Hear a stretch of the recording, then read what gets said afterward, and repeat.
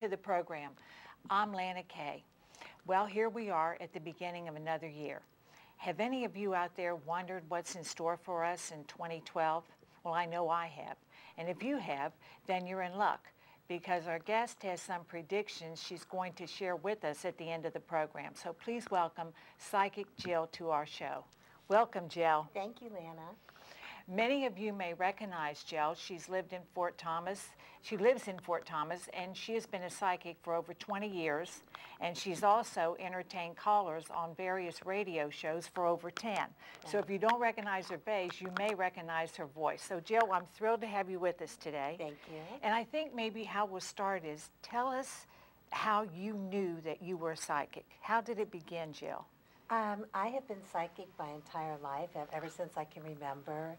My grandmother appeared at the foot of my bed. I would know when the phone was going to ring. You know, you just know certain things, and it's just been something that I've had my entire life. When you were a little girl? Right. Yeah, my first experience probably was when I was 2. It went back that far? Uh-huh. It never frightened you? It doesn't, no. I mean, I specialize in ghosts and hauntings, and I'm not frightened, so no. At all. Okay, now, do you feel blessed with the gift, Jill? Sometimes I do, Lana. Other times it becomes kind of a burden.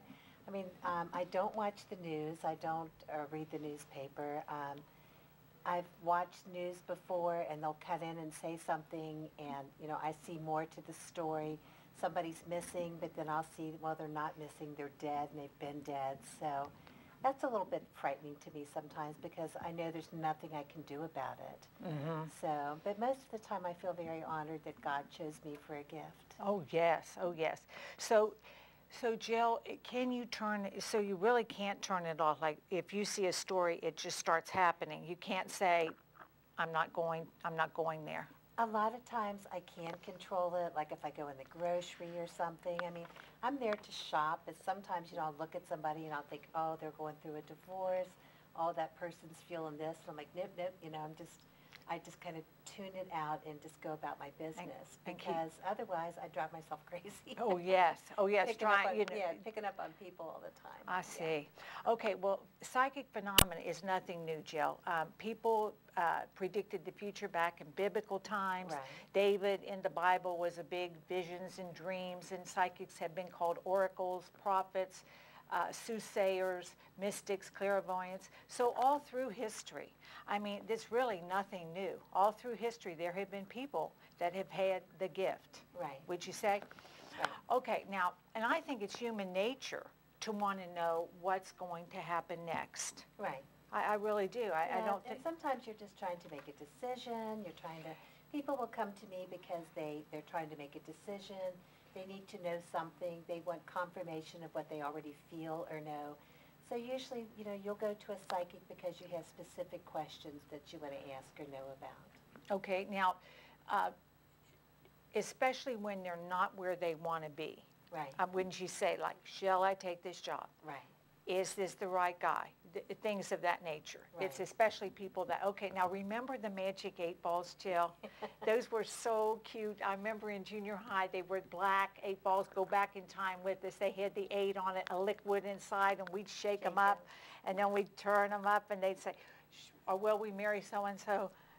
Looks good, yay. And then, will I pass my math test? No, that can't be right. Try it again. Those were so fun. But even back then, I mean, those were big presents. I got one for Christmas and all. We entertained with that all summer. Oh, absolutely. You know. Slumber parties, you know, carry them with you to school. Yes. So yeah. Even at that age, we wanted to know. Right. So, Jill, what are most of your clients looking for? And I know it's their situation, but out of finances, relationship, health, work, what is it overall? That pretty well covers it. A lot of them want to know about their job situations, financial situations. A lot of it is relationships. You know, I've met this person, love. I'd say love and job, those are the 2 biggest questions. Sure, in this economy. So, right. Okay, now, Jill, how do you approach your prediction? So you're reading, and you see this relationship is not good for you, but you can tell they're head over heels. Right. How do you can't just burst their bubble, or do you? Well, or do you? I don't try. I am brutally honest. If I see something and, someone will look at me and say, this is the right man for me, isn't it? And I'm like, I'll say, honey, this is not. This is Mr. Right now. This is not Mr. Right. But, and then, I'll look down the future a little bit and I'll say, you don't want him because in 18 months or so you're going to meet the perfect man for you. So, and I explain why this isn't working. You think this person is this way, but it's this or that. And, I'm not going to sugarcoat it, and I'm not going to tell you, oh yeah, he's perfect when I don't feel that or I'm not being shown that, because it's my responsibility. I feel responsible for that. Sure, that's why they came. And Right. You did say, just have fun with this one because down the road, I see something is going to be good. Exactly. And this is so important, Jill. If we're having a reading, your predictions are not set in stone. No, they're not. Oh, that's such a relief. Any reader that tells you that or tells you, I can light magic candles for you or something, run the other way. Because things can change, Lana. People have choices. Somebody can say, I want to be with so-and-so, and I'll be like, that's just not going to work. But they're insistent, then they have to go through the hard times and figure out, 10 months later, this is not working for me. So I can tell them no. It doesn't mean they're going to go with my advice. And I am not 100%. I mean, like I said, I've been reading for 20 years, but I'll be the first to tell you I am not 100%. No one is 100%. No psychic can say that. Correct. That just, and if they do, then we better run. Right. Now, do you believe that we are all psychic? I've heard that so many times. And Jill, I don't have much, if any. I think so, Lana, but the way I look at it, you take 20 little boys and you give them, little 10-year-olds, and give them a softball, and you say, pitch this, throw this ball over the plate. Well, most of the kids can probably get it over the plate, and then one little kid just comes in and just smokes it over the plate. And, he's just a natural at being able to do that. And I think it's the same way. With the gift. I didn't choose this, but once I acknowledged it, I decided to nurture it. And some people can handle it, some people can't. Right. So it is a responsibility. It can be a burden, and some people choose not to do it. So, but I think everybody, you're driving down the road, and this little voice in your head goes, uh-oh, better slow down. And you go around the bend, there's radar sitting there. Right. Or, those little things. Little things that you know to do something. Okay, now I'm going to give you a scenario, Jill, because this was so important to me. This really got my attention. I'm watching a cable show, and this was a cable program about lottery winners. And, some of them have just had a horrible time in their life after they won it. They thought their dreams would come true, and really it caused all kinds of problems. Right. But this one man had won a super lot of money, a big Powerball. So he is going, with his hometown investors, they are going to travel to New York to the big boys to really see how can we best invest all this money. Well, on the morning that they were to take off, he gets up and feels very, very unsettled, and it keeps getting worse and worse. And so he calls the hometown investors and says, I'm not going. Okay. I'm not feeling good about this, and the feeling got stronger and stronger. Jill, this date happened to be 9/11, of course unbeknownst to him at the time. But had he boarded that plane with the other investors, the New York investors were on that top floor of the World Trade Center, and all of them there were at work. I believe their appointment was like at 8:30, and so they would have been there for sure. And that was 9/11 when the planes drove right into there. So obviously, he knew to trust that. And the hometown investors put great pressure on him. You can't not go. We'll never get another appointment with them. You don't understand what you're doing here. And he still held firm.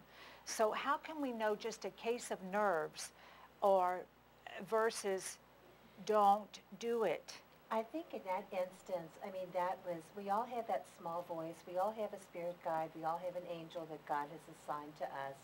And when you listen to that small voice and you just know that you know, don't do this. Mm-hmm. I mean, how many times have you thought, oh, I better not do that? And the second you do it, you're like, oh my God, yes. I wish I hadn't done it.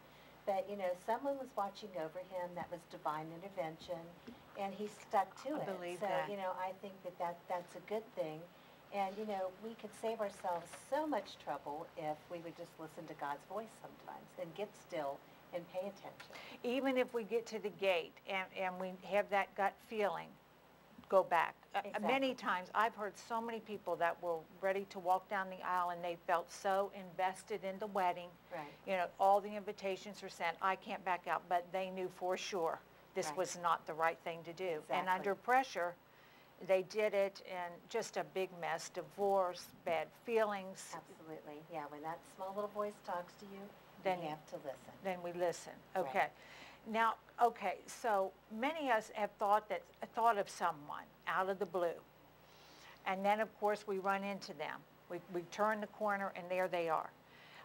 So what is that, Jill? And many times for me, this is kind of perplexes me, is it's really not that important that I see them. It's not like a long-lost love or my grandmother or someone, important. Right. It's just someone and it's sort of uncanny that there they are.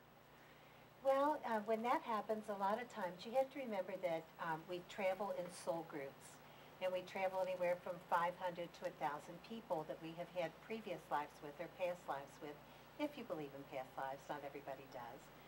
But, you will have that little soul connection with that person. They could have been your brother, your sister, your best friend, whomever in another life, and you've got that connection in this lifetime.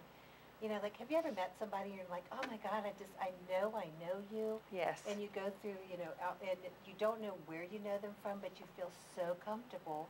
Other times you'll meet somebody and you're like, oh my God, I can't stand that person. Yes. So that's kind of like what goes on. And sometimes when you're thinking of somebody, it's just they pop in and all of a sudden they are going to call you, or you run into them at the grocery store. Telephone rings so many Right. times. We Yeah. we We know all that. do that, and it's just part of your soul connections. Okay, and then there's been so many documented cases of a mother losing her son in the war, and many times right at the impact of the bullet or his death, she bolted up in bed and looked at the clock, and sure enough, it was right when her Right. And loved one died, and that's very prevalent. Well, during the war, like, all of the wars, that is what we call a crisis apparition or a crisis intervention. Mm-hmm. And a lot of times a mother will even wake up and see the son or see the Mm-hmm. person standing there. And it's like a final goodbye, but they do have that psychic connection with the mother and child. Mm-hmm. So that was very prevalent. One of the best-known psychics of the 20th century was Jean Dixon, and she was correct many times, and she said incorrect many times. She Right. predicted Nixon to win the 1960 election when JFK won it. But with JFK, as 1963 approached, she started seeing a vision of a dark cloud over the White House. And on November 22nd, the cloud engulfed. It came down and engulfed the White House. So she knew this is the day that happens, and she knew it was going to be the president. Right. Have you ever had visions, or was this just her way of foreseeing things? Do some psychics have visions, some different means of predicting? We all have different visions about things, things that might happen, things that I happened to be watching television at somebody's house one time, and a child came on that was missing. And supposedly this child had just been missing, like within a couple hours. And I was with one of my friends, and I looked and I said, oh my God. I said, he's been dead for 2 weeks. I said, he's dead. They put him in a garbage bag, and they just carried him out like the trash and set him on fire. And so, you do have those visions. I didn't want to see that. Mhm. I happened to see it when Susan Smith drowned Those her children, yes. I was folding laundry, and my husband at the time was channel flipping, and she's on there crying, oh, my kids are, and I looked at him, I said, oh my God, do you know what she did? Said she put her kids in the car, and I could see a little hand tapping on glass, going, Mommy, Mommy. I said she stood right there and watched that car go into the water, and I said she drowned her children. So it came to you and before. He's like, now I'm going to call you on that one. I said, wait and see. She's going to tell that Oh, she did went it. into a lot of hysterics before they Absolutely. But, at the time that they were supposedly missing, I thought they're underwater, and she just and she yeah, and she she did let it, it happen. yeah. Psychic Detectives, Jill, one of my favorite television shows. Now, when law enforcement has exhausted all efforts to find the victim, they're missing, then they go to the psychic detective, and she is able to, usually she holds something of the victims, a piece of clothing, their jewelry, something. So this is what? What do they do? When you hold something in your hand, Yes. it's called psychometry. Okay. And it's usually, it'll be a ring, clothing, cotton, wool, that's a good indicator. Photographs work for me. I do psychometry with photographs. Okay. So, I have worked with law enforcement before, and I usually just ask for photographs. And then you start to feel. Yeah, you can just get a better vision, or I am clairvoyant, clairaudient, so sometimes I'll see something, other times I hear an answer. So it's a little bit of both. Okay.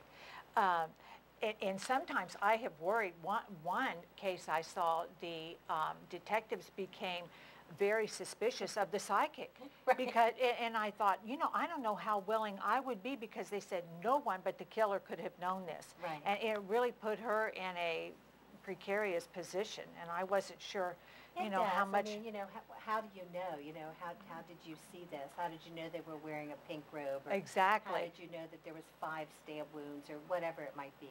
How did you know that the body was over there? Exactly. So, I mean. yeah, you have to You use have- common sense. Yes. Okay, one more thing, Jill. Edgar Cayce, the famous clairvoyant who helped so many conquer their illnesses. Now, he was able to tap into, this is so interesting, the Akashic record, which I conjure in my mind this record stashed over like a little library over in the corner of the universe, but it isn't at all. The Akashic record is information that flows. Right. Everything is recorded. Right. Everything that has ever happened is in a file. If you can tap it, you will have your answer. Correct. That's so tell us about, he was just able to get into the record, and Well, actually, he would lay down and go into trance. Yes. And, he was doing like trance medium or just trance work. And when you go into that alpha state and allow yourself to open up to it, then you can tap into that. And, people would sit and record what he said. I don't think he did automatic writing, but I think someone would sit there They with would him, write. and they would write for him. exactly. And he would just pass along in trance the information that was needed. So there's nothing new under the sun, probably comes from that, because I've heard that so many times. Everything that is now was before, so. Correct. Now, when we have deja vu, you sort of touched on that. We come into a place, we know we haven't been there, and we feel so familiar, and this is some kind of past life thing or past It usually memory. is, or, personally, I'm attracted to anything Victorian, and I feel like I was born at the wrong time. I should have been in the Victorian era. Some people have military things that they're very connected to. Yes, Just past lives where they've had that. where so- they themselves have been in the war. I'm a board-certified hypnotherapist, and I specialize in past life regression. So, when I do the past life regressions, people come up with, just astounding past lives that are extremely Accurate. accurate and detailed. So, Oh, that's so interesting. Well, we've got to ask you a couple of present-day predictions, Okay. Jill. The economy, everybody's worried. The gas prices are said they're said to be soaring by summer, and how do things look? In the I think economy. we're still going to have a little bit of a problem with the economy. I'm looking into the end of this year and into 2013. That's going to be a much better year. Everything relaxes, the money starts to flow again. And we need to get back to the basics. That's what we need to do. So, Okay, now I've got to ask you, this big presidential election's coming, Jill, Okay. November. And it looks like Romney's going to be the Republican candidate. And we think Obama, he's not been challenged, so he'll be the Democratic. What do you see there? Or shall I get my 8-ball out? Well, I'm not into politics. I haven't voted since Reagan, so if that Okay, tells you anything. okay, so, I don't but really try know. to, Yeah, I don't think that President Obama will be reelected. I Okay. think we'll have someone new in the White House, okay. so. So there, you just said it, so Obama's defeated. Okay, this is the biggest one of all. Many people worry about 2012 being the end. The Mayan calendar ends, Nostradamus, the seer of the 15th century said 2012, it's over. Right. And many people have become very frightened, you know, as the year progresses. So Jill, are we going to be here? Or We're still going to be here. I mean, you know, we've had the 2000 scare, you know, oh, it's the end of the world, oh, this is going to happen. Only God knows the appointed time and hour, when he chooses to bring us home or whether he decides for the whole entire rapture. I plan on dancing at my granddaughter's wedding, and she's only 5. So you know, I know I'm going to be here. I've seen that, so okay. I'm not going anywhere this year. So okay, so we're going to hold on to that, and we're going to relax in 2012. Jill says we're going to be here in 2013, and I believe her. We'll hold on to no man will know the appointed time, right? That's right. And so, well, I think on that note we'll close, Jill. And Okay. I hope you've enjoyed her as much as I have. Well, thank you, Lana. Thank you for coming out and being with us. Jill's information will appear at the end of our show. You'll know how to get in touch with her. As always, you be happy and keep smiling, and I'll see you soon.